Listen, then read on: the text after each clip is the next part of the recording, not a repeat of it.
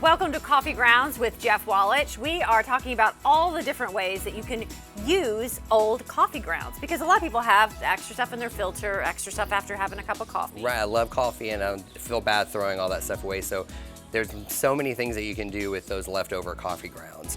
So one thing is what you can do, so you have some really old shoes, maybe have an odor to them. What you can do is place some coffee grounds in a coffee filter. You're gonna tie it up here, make a little pouch. Well, then it looks so cute. And then we're going to add this into the shoe here, on both of them there. Oh, that is brilliant. And then it helps eliminate the odor. And you can put it in your closet too. That's right, you can also put it in their closet on a hanger and keep it in there for a couple days. Okay. If you don't have coffee filters, just use the reusable K-cups.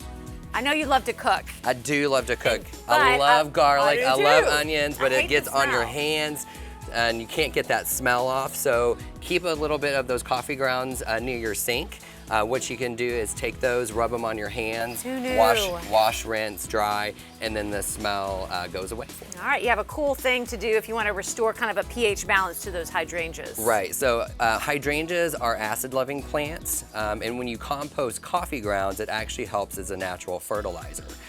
So don't throw those away, either use like a kitchen composter or a composter outside, and then you can put this around the base of the plant and you can fertilize your plants with your coffee grounds. Okay, what about bugs? Bugs, slugs, definitely for your hostas. What you can do is those used coffee grounds is you can take those and you can make like a little barrier around it. They won't cross that barrier. Huh.